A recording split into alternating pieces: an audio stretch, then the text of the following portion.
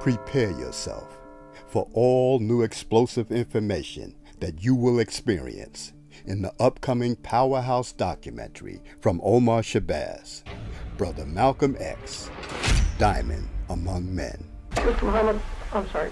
Would you say flatly that no black Muslims were involved in the shooting of Malcolm X? I wasn't there, but I don't believe that any of my followers had nothing to do with it at all.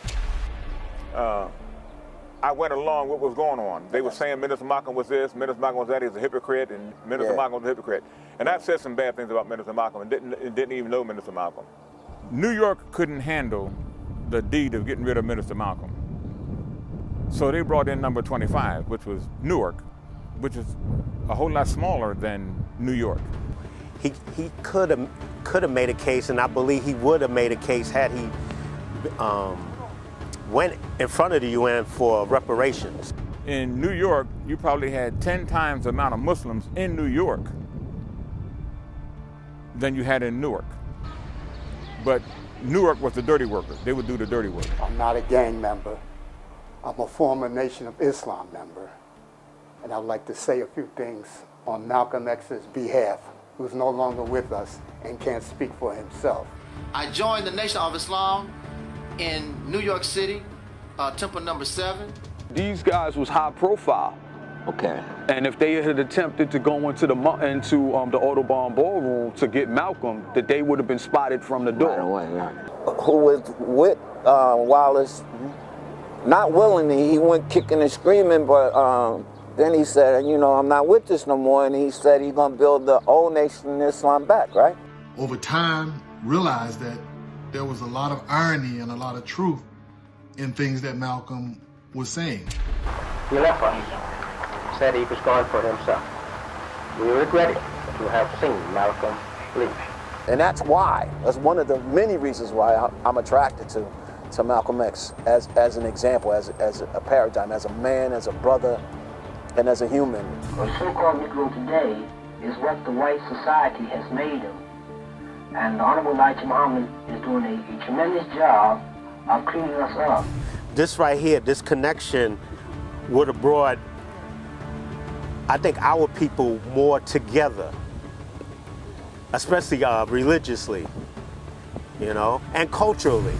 We went in with Minister Harry to go to Minister Jeremiah's house because Minister Jeremiah wanted the brothers in Philadelphia to come into Harrisburg and train us and teach us how to sell drugs to the community, to the black community. Minister Harry wasn't going for that. Minister Harry was a very brilliant young man, a hard teaching brother. He was fair, stern, but fair. Malcolm caused me to push myself further to the ultimate, to excellence. I remember I drove at breakneck speed to get over there, running red lights, and I got there, parked and rushed up to the hotel room. They called him a hypocrite. You're right. They called him a Benedict Arnold. They called him a turncoat. Right. Heck, I heard them call him a coward. Some Minister Jeremiah said he was soft as cornflakes and milk. Wow. But they never called him a liar. They never acknowledge the fact, or they'll say Malcolm talked bad, he was talking greasy about the Honorable Elijah Muhammad. He never threatened, from everything that I've seen and heard, he never threatened. Not only did he not threaten the Honorable Elijah Muhammad, he didn't threaten anybody. It was anger management. That's what the Nation of Islam taught. They taught anger management. You don't win wars with scowls on your faces. A lot of the leaders have let us down in the past, you know. Like, for instance, I love Dr. King, but integration has been our detriment. Some of the people are still in the Nation of Islam. Mm-hmm. They feel that the white man did it, right? Or the FBI did it, or CIA. What makes Malcolm X a diamond among men? I've never seen or heard of anyone or know of anyone that has had so much impact on us as soul brothers and sisters in this country. In my eyes, he's so sincere and real. That's what I love about Malcolm X. That's always bothered me, the fact that he didn't get credit for trying to reconcile. And he almost in every, especially early on, almost in every public utterance, you know, it was obvious that he didn't want any problem. No. He didn't want any problem. He said, I believe he said, had they left me alone, I never would have said anything. Right. America for us right now is the rough. And he was a diamond. He came out of the rough.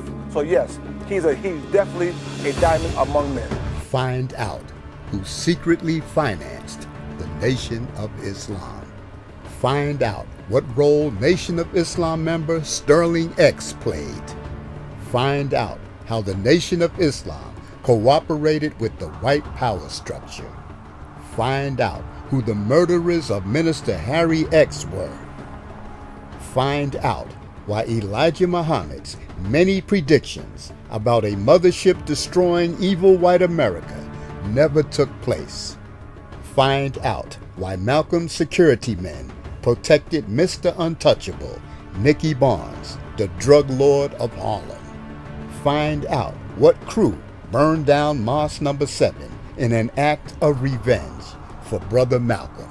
And like in that television restaurant commercial, when Ving Rhames says, "We have the meats," Shabazz Productions has the receipts.